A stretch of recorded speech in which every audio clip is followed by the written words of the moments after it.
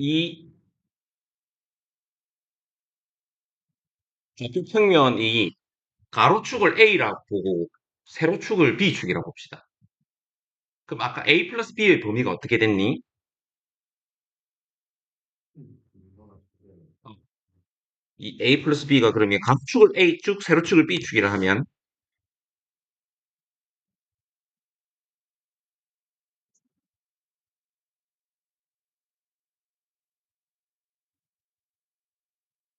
이 띠 안에 있는 점들이 A, B들의 집합입니다. 그 첫 번째 조건을 만족하는 A, B들의 집합. 두 번째 조건은 뭐니? 이 A 플러스 B가 0보다 크고 뭐보다 작다고? 3보다 작습니다. 그러면 두 번째 띠. 그러면 두 개 조건을 동시에 만족하는 A, B는 어떤 모양이겠어? 여기 보이는 평행사변형 모양 안에 평행사변형 모양 안에 있는 애들이 문제 조건을 만족하는 진리집합 A, B들이 인 거죠. 그런데 여기에서 여기에서 아까 잘못된 풀이에서 A의 범위가 어떻게 나왔습니까? 마이너스 4에서 1까지. 그럼 봐봐.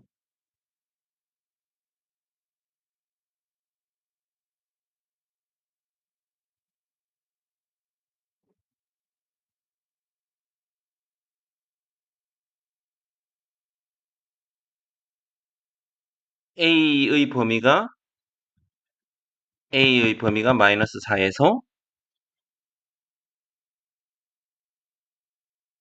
1까지. A가 마이너스 4에서 1까지 있는 거 맞죠? 그죠? 맞습니다. 그 다음에 B의 범위는 어떻게 나왔니? 1에서 B는 1에서 B는 8까지. B의 범위도 맞습니다.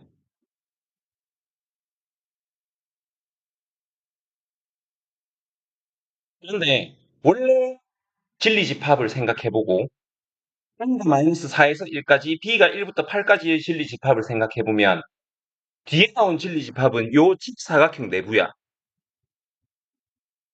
문제에서 주어진 진리집합은 평행사변형인데 진리집합이 어떻게 됐냐면 컸습니다. 우리는 평행사변형 내부를 고려해야 되는데 지금 직사각형 내부를 생각하고 있는 거죠. 그래서 잘못된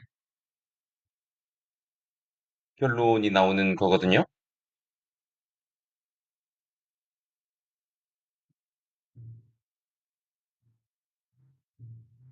그런데 문제 조건을 만족하는 A가 마이너스 4 이상 1 이하다. 라는 그 부등식이 맞아요? 틀려요? 그거 맞습니다. 당연히 우리가 제대로 된 연산을 통해서 유도해낸 결과니까 맞지. B도 1부터 8까지다. 라는 부등식은 맞아요.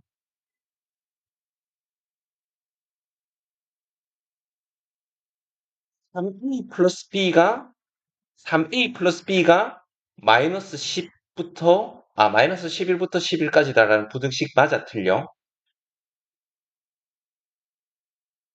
맞지 않아요? 유도를 한 거니까 직접.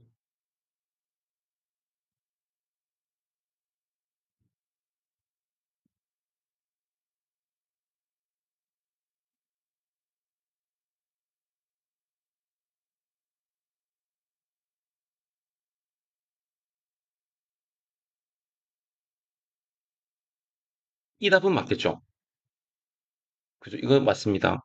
그런데 F3이 마이너스 11 이상 11 이하 부등식이 참인가 거짓인가를 물어보면 이건 당연히 참입니다. 다만 F3이 11이 될 수는 없지. 하지만 마이너스 11 이상 11 이하다라는 부등식은 분명히 참인 거죠.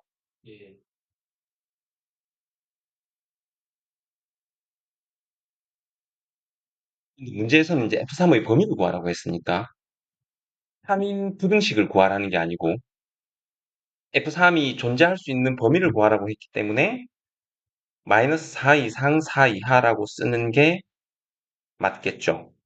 이거를 이거를 만약에 얘를 레벨 커브로 본다면 얘를 레벨 커브로 본다면 이 이 진리 집합 안에서 지금 3a 플러스 b를 람다라고 둬야 되겠죠.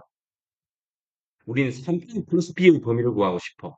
3a 플러스 b가 최대 얼마까지, 최소 얼마까지 되는지를 확인하고 싶어. 그럼 레벨 커브를 그냥 이거를 k라고 놓겠습니다. k 레벨을 뭐 마이너스 15에서 15까지 할까? 해가지고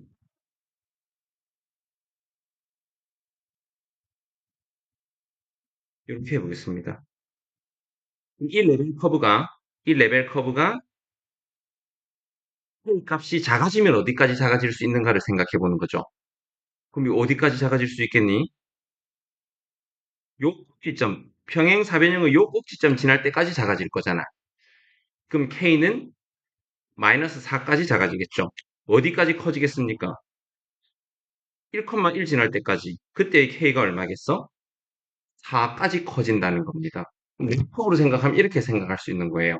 그런데 아까 전에 이야기했던 것처럼 평행 사변형에 대해서 레벨 커브를 고려하는 게 아니고 직사각형에 대해서 레벨 커브를 고려해버리면 어디까지 커지겠어?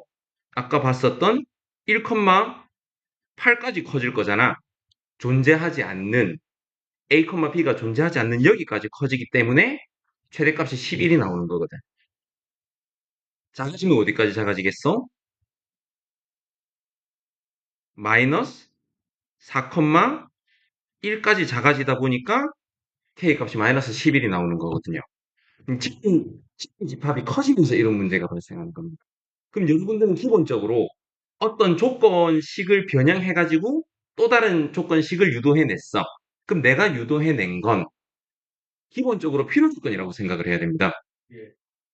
그러면 그걸로 문제에서 주어진 조건을 대체해서 생각을 하려면 이게 필요 충분히 되는지를 반드시 생각을 해봐야 된다는 거죠.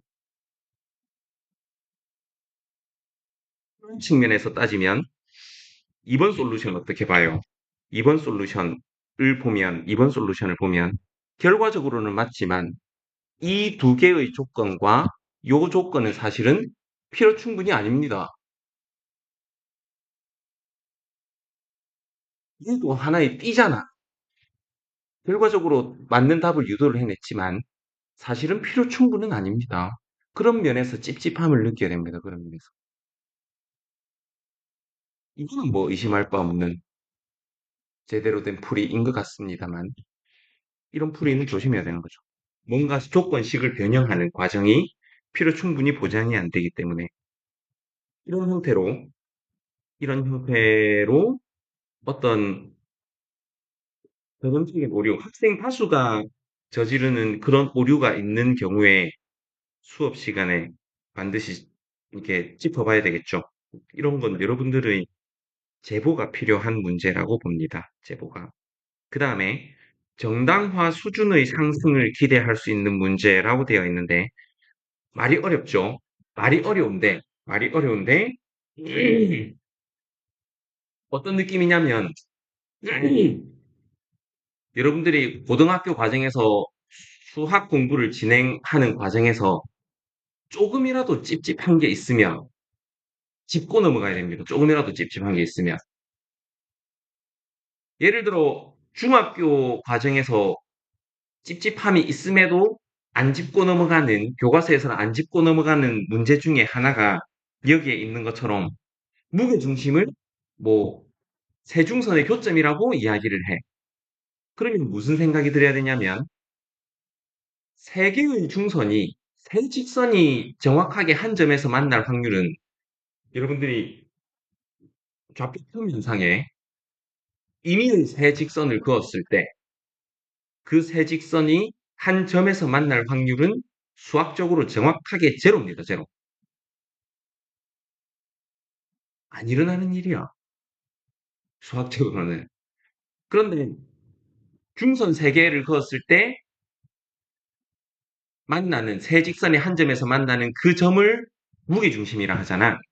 그럼 당연히 무슨 의문을 가져야 되냐면 저 세 개의 중선이 만나는 이유가 뭐지라는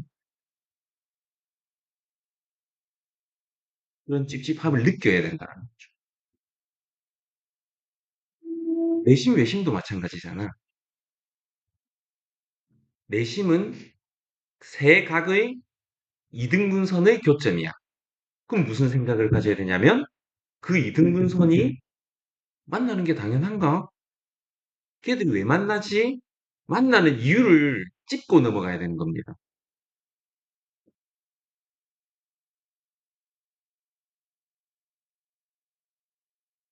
근데 이런 건 이유는 네이버 검색하면 나옵니다.